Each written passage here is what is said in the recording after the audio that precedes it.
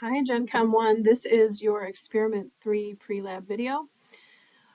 Before we jump into the new information, I want to cover some important things that connect to Experiment 1 and 2. So, a quick discussion here. If I invented my own measurement system called a stick, and I want to use it to measure distance, such as how long this black line is, then I have to decide how big the stick should be. I got to give it a name. I called it a stick. And then I'm going to put it up next to the object I'm measuring, right? And so this stick is not a very precise device because it does not have any markings on it. So the best I can do is say that the black line is definitely bigger than one stick and less than two sticks. So I'm going to guess maybe like 1.6. Okay, but that doesn't feel very confident. You can hear in the tone of my voice that it's a insecure value. So that means it has a low precision. In other words, a low number of sig figs, just 2. If I wanted to improve my stick, I would make graduations. I would make little tick marks part way to divide up the stick, right? And so I've taken my stick and subdivided it with these graduations. I can see it's definitely bigger than one stick still. And if I put a second version of my stick there, I can see that it goes up to just about the 4th tick mark. I think it's a little bit less than that, so I would say 1.39 sticks. Your estimation might be 1.40 or 1.38. Anything around that kind of general area is going to be the same measurement. We have more certainty because there are graduations. And if I wanted even more precision, I would just add more graduations, okay? And so this connected to experiment 2 because when we were using graduated cylinders, they have markings to every milliliter. And so we were careful to record to the 10th of a milliliter to show our one estimation. And that is the correct way to measure everything that has graduations on it. Okay, so when we're talking about precision, we're using specific terms to evaluate it. So if I have an increased number of significant figures, that means an increase in precision.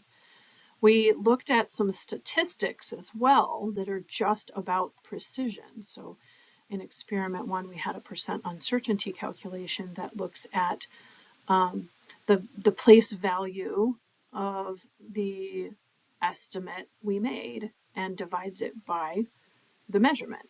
And if you have completed the measurements correctly, what we usually see is as the number of significant figures increases, percent uncertainty goes down. In other words, we're more confident in our measurement. That's precision. Anything to do with the device and how it is marked is about precision. On the other hand, if we're looking at accuracy, what we're considering is how close to correct is the value. So in experiment 1, you calculated a value of centimeters per inch from the 2-meter stick data. Basically, you just take your centimeters and divide by the number of inches on the same device. If it is close to 2.54 centimeters per inch, which is the sort of the known value, then you have an accurate measurement. If it is not close to 2.54, it's not a very accurate measurement. So it's important to understand that precision and accuracy are both important things, but they don't really go together. They're not really as linked as people think they are. They are two separate ways to evaluate error. So it's very possible to have very high precision, but very inaccurate measurements, or vice versa. Ideally, we would have both precise and accurate measurements, but each of those are evaluated differently. We have several different accuracy statistics, but the one that we have used so far was percent error of that 2.54 centimeters per inch theoretical value being compared to your actual measurement. And again, if you were pretty close to correct, that percent error would be low. Okay, so we're going to keep those concepts in mind. As we move into experiment 3, we're using thermometers this time. So if you have a home thermometer, often they're just marked in 5-degree segments. So this image is a typical thermometer that you might use at home, not in the lab. If that gap is 5 degrees, then I'm estimating the ones place. And I can see from this drawing, it's not quite halfway. So halfway would be 27.5 on this thermometer. So it's going to be a little bit less than that. In the lab, our thermometers are actually marked for every degree. So it's going to look something like, 1, 2, 3. I didn't space those out perfectly, but it's pretty close. So it's going to look something like that in our laboratory. And there will be a meniscus, which this picture does not show. So we always measure to the bottom of that meniscus. So we're looking right about there, wherever that lines up with the graduations. And so the way that I've drawn this is it looks to me like the column is slightly below 27. So I might actually say that the measurement is 26.9 degrees, for example. That is a precisely recorded value for a laboratory thermometer. Okay, so we're going to make sure in the lab to always go to the 10th of a degree. So you're going to take, I don't know, 6 or 8 measurements of temperature this week. They need to all go to the 10th of a degree, which means that in our minds, we're dividing the gap between marks into tenths and making an estimate. Don't assume that it's going to be a whole number like 27.0, okay? Do your best to estimate that and you'll get a much more accurate result because you're relying on the correct precision. At least most of the time you'll get a more accurate result. There can be other issues that impact how accurate they are. So we'll talk about those. Okay, so I'm going to put a picture here for you to look at and read this lab thermometer and answer the question to indicate what temperature it's showing.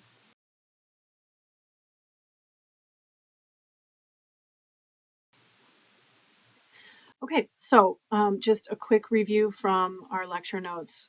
We need to know when zeros are significant. So if I did write 27.0, that is a significant zero because of rule 4. But if I had a really low temperature, like 0.01 Celsius, which is more precise than our thermometers can measure, but that would be only one significant figure.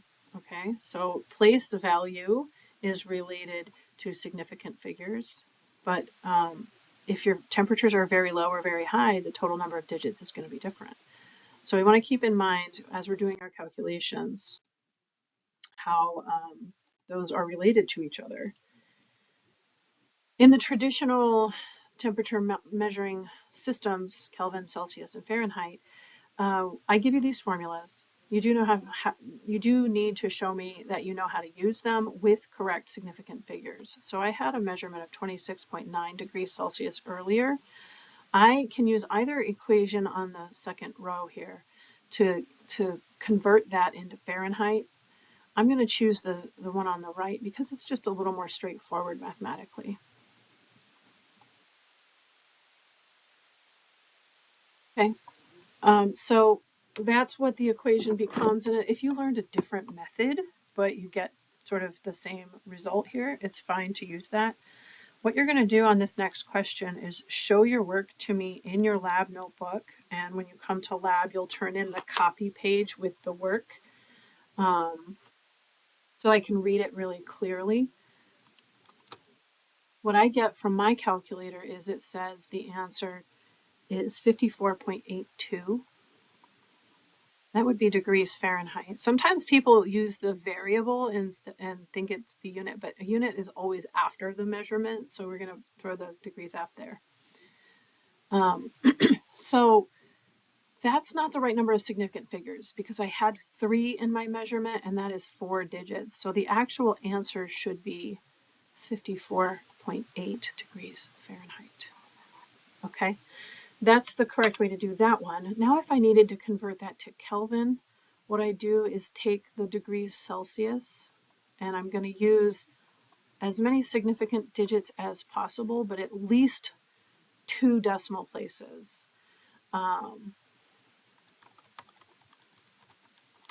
So the calculator says 300.05. There's no degree symbol for Kelvin, it's just a K because it's an absolute scale. not relative. So if I look at my data, when I add things together, the thing that matters is the least precise digit. So, or rather the most precise digit. So here that's going to be the 10th of a degree. So in Kelvin, I have to round to the 10th, which means my final answer is 300.1 Kelvin. Okay, so question 2 is going to be converting something from one temperature to another in another scale. And so I want you to show this work on paper, and then you're just going to type your answer in, okay? And you'll turn in your copy page when you come to lab.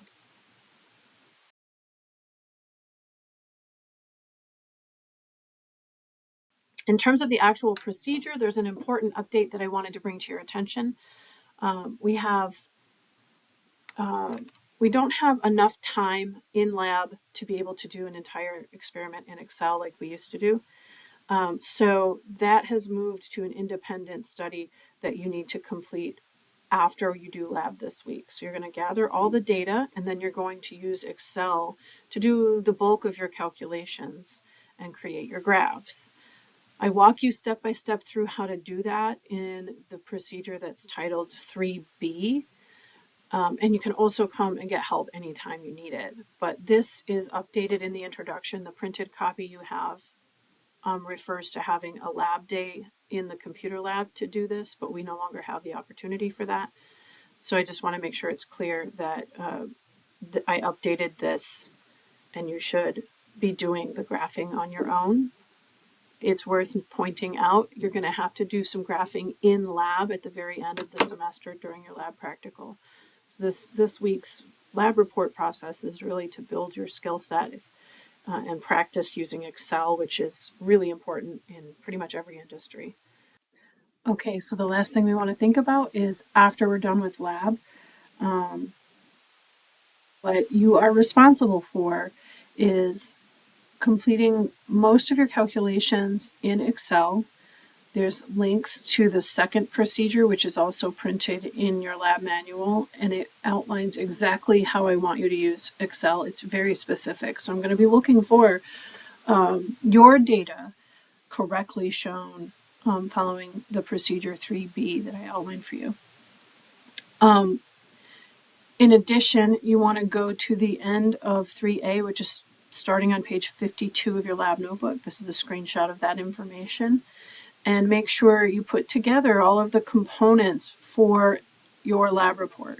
If you look back at experiment 1 and 2, I laid out the packets in this same fashion. So first, we generally went through the data.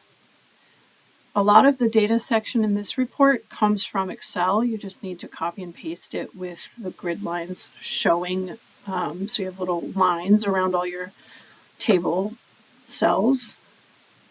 You're going to have 3 graphs, and again, that you walk through how to make the graphs in experiment 3B. So you're going to want to tackle that. Don't use the browser version of Excel. You really need to download the app. It's free for students, or you can use any computer on campus. We'll have Excel on it, but if you're on a browser for the internet, that's not going to have the features you need. And then on page 53 and 54 of the lab manual, it outlines everything you need to include. So make sure you read through that really carefully and sort of check off everything. The report is due when you come into lab 1 week after you finish the experiment. Okay, so in terms of safety, we want to be aware of the page 1 information, so make sure you read through the whole procedure before you come to lab for 3A.